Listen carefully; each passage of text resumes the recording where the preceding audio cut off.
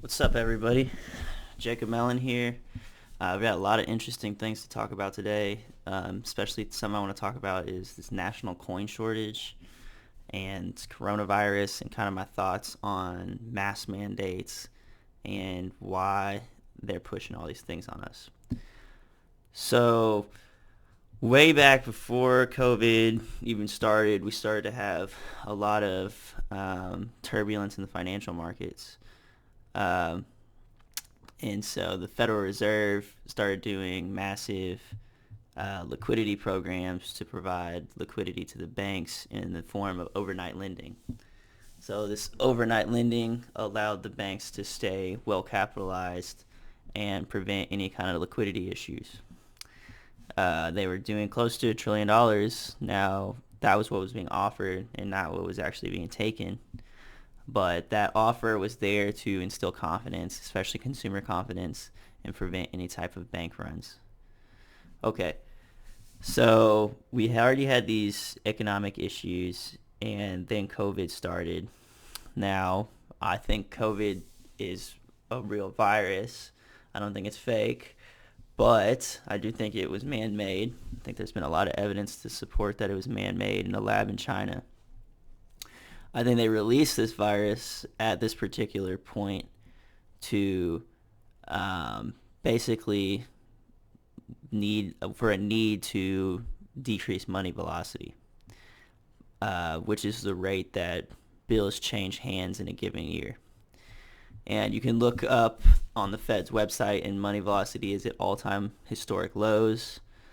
Now, why would they need to drop money velocity down to that point? And the reason they would want to drop money velocity down to that point is to keep inflation from taking off. So with them printing nearly a trillion new bills a month, most people would think that we would have some kind of inflationary effects. Now, it takes a while for these bills to circulate through the economy anyways, even without dropping money velocity down. But by decreasing money velocity, now remember, inflation occurs when you have more and more bills chasing fewer and fewer goods. Well, those bills have to be chasing those goods. They can't just, if there's more bills, but the bills aren't going anywhere, there's no inflation. So remember that inflation is both the velocity of those bills and the number of those bills. So with this virus coming out, what they were able to do was basically trap these dollars in financial assets. Okay, so what they were able to do was shut down businesses, shut down restaurants especially, and keep you from spending that money on consumption. Okay, so by doing that, they were able to trap all of these newly created bills in the financial markets. So you've seen, even though we have massive unemployment, we have massive layoffs, we have shocks to GDP, we still have the stock market roaring to all-time highs. We even had deflationary effects because with people being scared that they might lose their job, they've been paying down debt. So we've had a lot of debt getting paid off. Well, when debt gets paid off, that's a deflationary event also. So you have all these deflationary effects going on while we're printing all these new bills, which has stopped them from looking like the bad guys and being able to print as much as they want. So they lock everyone inside their homes, stop them from purchasing consumption goods, and trapping all of these new bills in the financial markets. Okay, so that's what they did initially. Then people start to get, you can only do this for so long. People don't like sitting at home doing nothing, right? Pissing people off. And remember, at first they said the masks were not important, that the masks were unnecessary, that the masks did not do anything. Okay, whether you believe they do something or not, whatever. That's not even my point I'm getting at. Look at the timing of when they said that the masks were important. The masks were not important until the initial lockdown was almost over. When the initial lockdown was starting to fizzle out, the mask soon became a necessary component. Okay, So why was there this big push for masks? Well, right after the initial COVID spread was ending and that they were saying, they were going to return to normalcy, that's when the government again, I don't know if we could say that this is planned or just happened by happenstance, but they went and killed George Floyd, uh, the black man in Minneapolis. They killed him in an atrocious way by putting their knee on his neck for 8 minutes while 3 other officers sat and watched. And someone recorded this whole event. And remember, they just made these masks an important aspect. So now that when the protests became a thing, and remember, they didn't have a problem with the protests. You can't go to funerals, because of COVID. You can't go see your dying grandma in the hospital because of COVID. You can't go see your newborn niece or nephew because of COVID. But it's okay to protest. It's okay to riot. They want you to stay inside. They want you to be scared. That's the point. The masks are there to conceal who is there for malicious reasons and who is there to have a peaceful protest. And the masks are there because you don't know who's there because they're trying to go riot and conceal their identity, or if they're actually there and they have the mask on because they're afraid of a virus. So they mix these two things together, and it becomes very hard to identify the rioters from the peaceful protesters. Okay, well, even the riots and everything are only going to last so long. People will get fed up with that. So now we have the resurgence of COVID. Okay, the perfect timing, right? As soon as the viruses happen, they keep you inside and scared. The riots happen, they keep you inside and scared. And then now we have another resurgence of COVID to keep you inside and scared. They are doing everything they can to drop money velocity down. The central banks want to buy the entire world, and they are. They're buying assets they've never purchased before. They're buying stocks. They're buying assets in the equity market. They're buying corporate debt. They continue to buy government debt. And they are buying everything without triggering any inflation. Now, like I said, these macro events take time to play out. This is not an instantaneous thing. So, drink.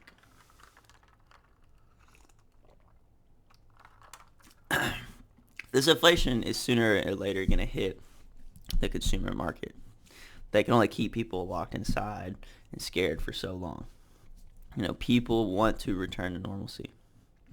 It is surprising, however, how many people have gone along with all of this. How many people you'll go to the grocery store and they'll get mad at you for not wearing a mask when they might not realize what the real point of the masks are. And if you want to wear a mask, that's fine. I'm not saying anything against wearing a mask. I really don't care. But to tell your fellow man that they have to wear a mask and destroying small businesses. So they've destroyed a lot of small businesses. And then the corporations come in, these megacorps come in and say, we're going to require mask mandates. After they were the only ones allowed to even operate. They were deemed essential. In places like Kroger now mandating masks. Well, they were an essential business this whole time. Their business hasn't been affected. A lot of these businesses have actually done really well during COVID. Home Depot, for instance, it has had record sales. Everyone's trapped inside. Might as well work on your house, right? There's only certain places these bills can go.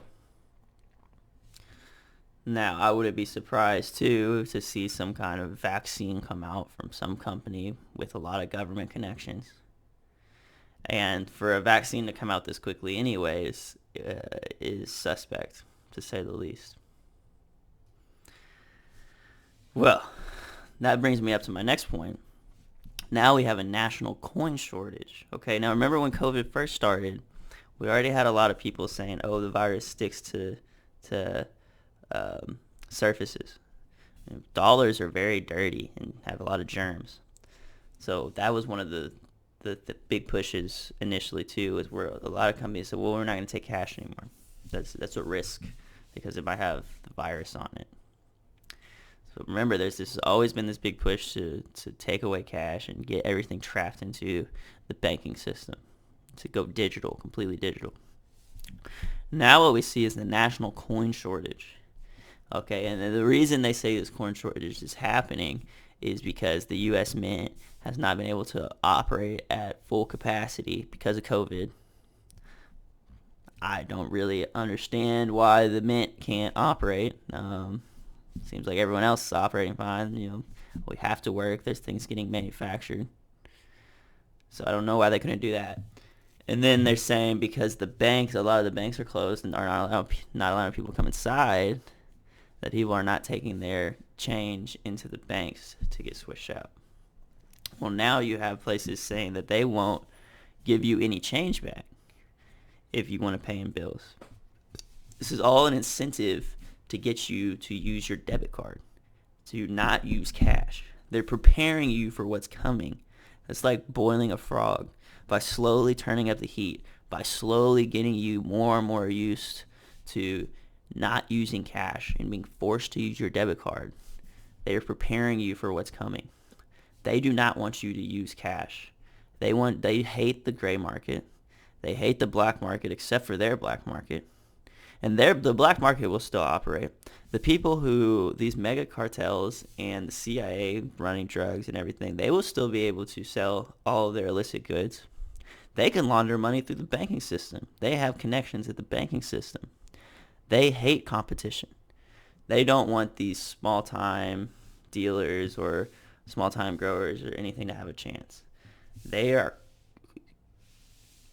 concentrating all the power into mega corporations, the government, large cartels in the black market versus the distributed network of small businesses and even illicit goods in the black market. They're trying to concentrate power in that as well. And the gray market, well, as far as they're concerned, can grow to hell. The gray market's like when you go and fix your buddy's sink for $50. It's not really illegal, but the fact that you're not paying taxes on it, it puts it in this gray area where it's not really allowed to operate. There's not a white market or a black market.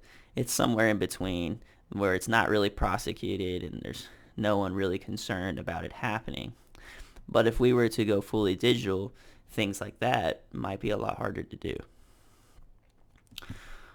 The last thing I want to talk about, this Twitter hack that happened recently.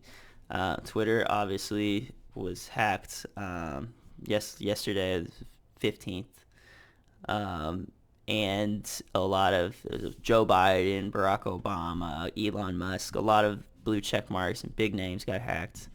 They put out this tweet saying, send me $1,000 worth of Bitcoin or whatever, and I'll send you $2,000 back. So I'll double whatever Bitcoin you send me. This is a classic scam that's been going on for years. Honestly, if you fell for this, it's kind of your fault. And I hope that you weren't burned too bad if you were. But, it's a cheap lesson to learn. They end up stealing in fraud roughly 13 Bitcoin. It's equivalent to about $120,000 in cash. Now, if they had the capacity to hack those many accounts, is this really the most money they could have made?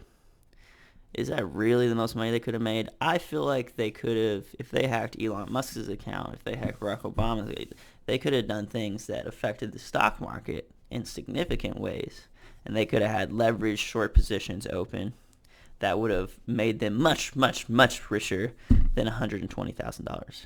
I'm talking millions and millions and millions of dollars you could have profited off this if you could have control over all of these major social media accounts. So I think that there may be some ploy to make Bitcoin look bad to the public. Now remember, if they're pushing us out of cash and into digital dollars or digital currency, and they want to go fully digital, the last thing they wanted to do is go into a decentralized currency. They want you in that banking system. So I think this was a ploy to make Bitcoin look bad. And it may have even been perpetrated by, I don't have any leads or anything. This is just me thinking here. but someone that doesn't want Bitcoin to succeed, someone that wants to force people into the banking system, whether that be CIA, FBI, people at the Fed, even possibly, or just people that don't like Bitcoin. Even Bitcoin took a hit yesterday, a small one. We've been trading in a small, narrow window, and that's not been moving much. But Bitcoin is down. I don't know, like 1% or something, down like $50.